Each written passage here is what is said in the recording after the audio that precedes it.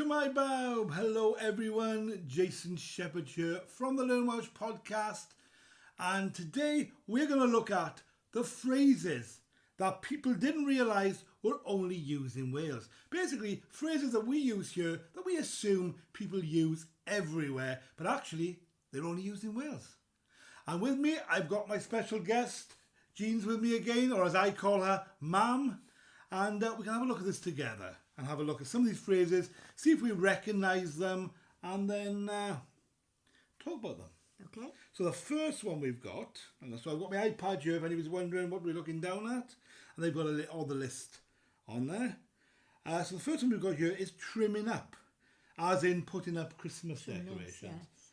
Now, would you use that phrase? Yes. We used to call them trimmings. And are you going to trim the tree? Yeah. And are you going to put trimmings up? Yes. Yeah. Yes, I remember that when we were... And what you call them? That you call the trimmings? They're those things that go round the tree. Like tinsel. Yeah. Yes.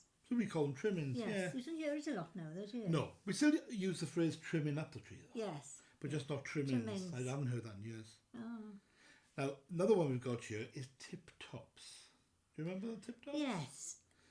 We didn't have them when I was little, but I do remember them. So tip tops are ice lollies, and they're like frozen water versions of frubes, but much longer. So they're very thin, if you haven't seen them. They're usually really coloured, at least they were back in the 80s when I had them. Very colourful, and they tasted sort of sugary. They weren't brilliant though, were they? The colours are very strong as well, aren't they? And I don't know if you remember, but what they also used to do is take these tubs of drink that you used to put a straw in. Yes. It's plastic tubs. I'll put a picture up for everybody. And they used to freeze them. And they were meant to be drinking. They weren't meant as lollies. No, they did jubblies, is it? No. Yeah, I think they were jubblies. Yeah. That's right, jubblies. So you'd suck on this block of ice inside a cup for about 2 seconds. Yes. And the flavour was gone, and it was just a block of ice. And you just suck the ice up to the cooling then, wouldn't you?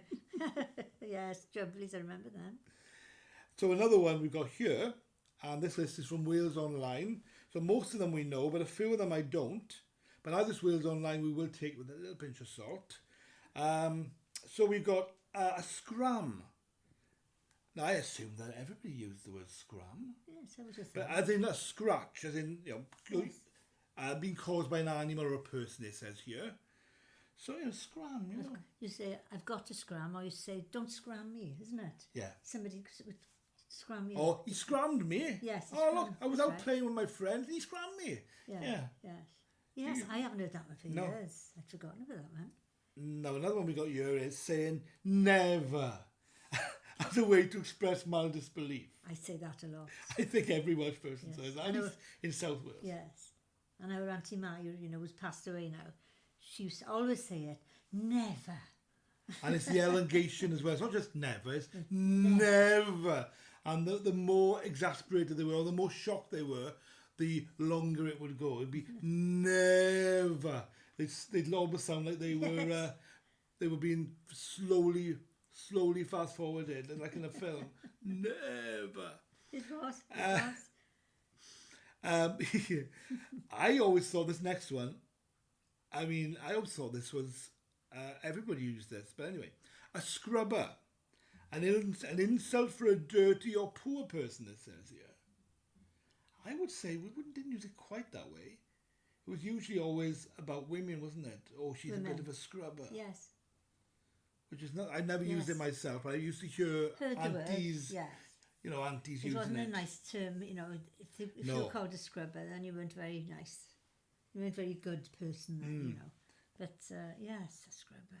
Do they say it now? I've not heard it in years. I don't suppose you'd be allowed to say things like that now, would you? I wouldn't have thought so. It's the equivalent of saying slut, really, isn't it? Yes. Yes, it is. But it's like a Welsh way of saying it. Yes. The next one I don't know. I don't know this one. It says, I don't even know if I'm going to pronounce this right. Things being kift, spelled K-I-F-T. It means out of sorts or cack-handed. And it's a very Pembrokeshire focused term. I've never heard that one. No, I've never heard of that either. I like the sound of it though, kift. I've heard the surname kift, but never heard of the term kift. No. Now this next one on the list, I've used in so many videos because it always comes up. Whenever I do a video based on the list, this word comes up. But it's here, so we might as well look at it. Tamping. Yes. as in angry. Yes. And I've always talked about it in those terms. It is. It is. When somebody is really angry. I'm tamping, or they say, I'm tamping mad, isn't it? Yes. That's a very Welsh. You always hear those two together as well. Yes, tamping mad. It's always I'm tamping mad. There's always those two. Yeah. But there's another one that I'd forgotten about, which is it's tamping down. Oh. As in to say, the rain's coming down heavy. It's It's tamping down now. The yes. rain's coming down heavy. Gosh. Do you remember that one? I do. Now you've said, but I would never have remembered it. I don't know if that's Because I know we say picking, and that's a very Welsh one. Picking to, picking to rain. Picking to rain. But tamping is the opposite, obviously, isn't it? Now here's another one, which is moider or moidered. Talking rubbish about someone.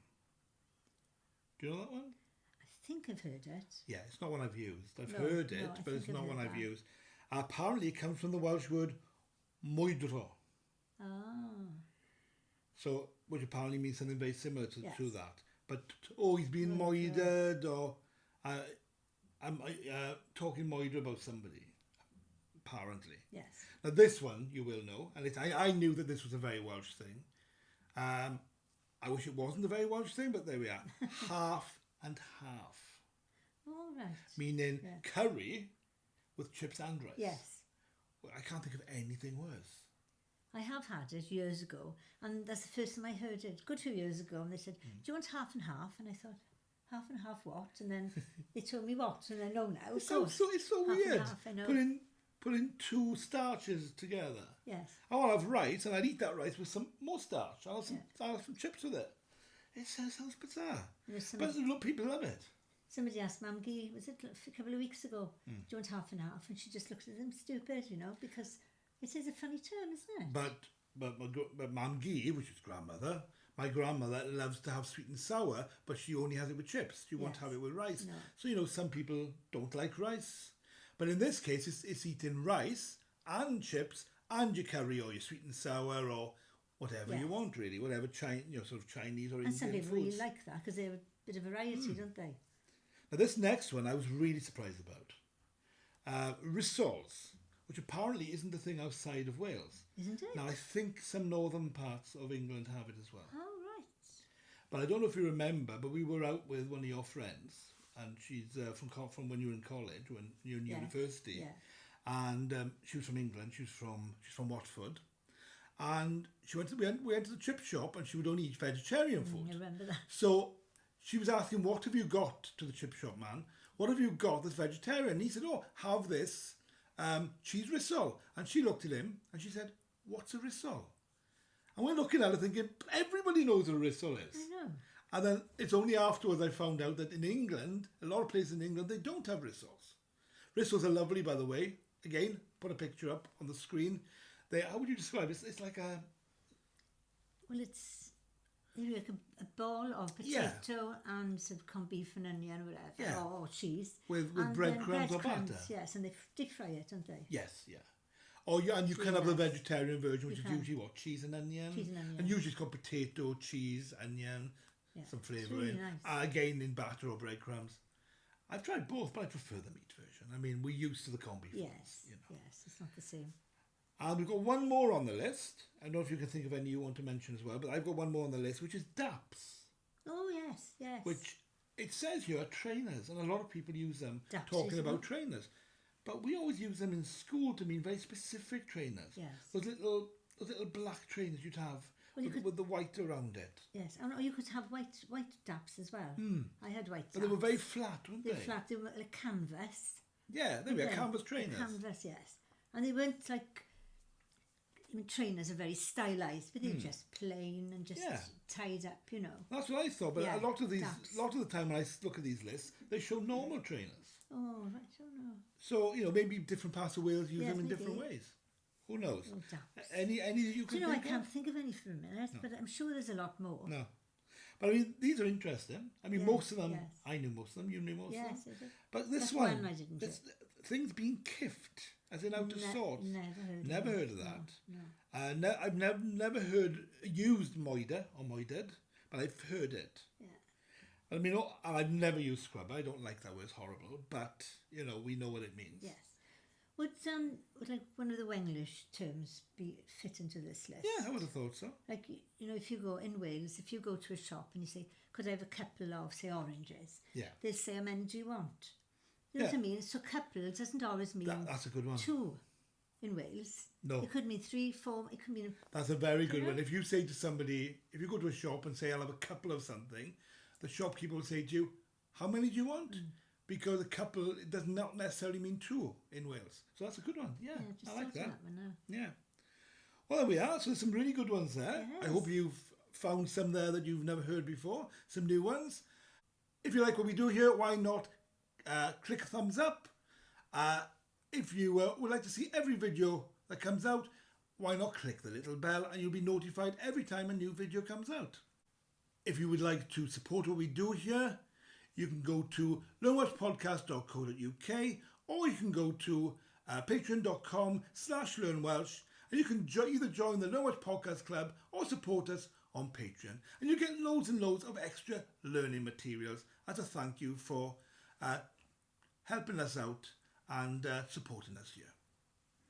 Well, it's time for us to go. Good, yes. Now, last time you were here, we said Dabo. Yeah. What would you like to use today to say goodbye to them? Anyone Hoil. you want. Hoil, there we are. Okay. Hoil, pow, hoil. Bye.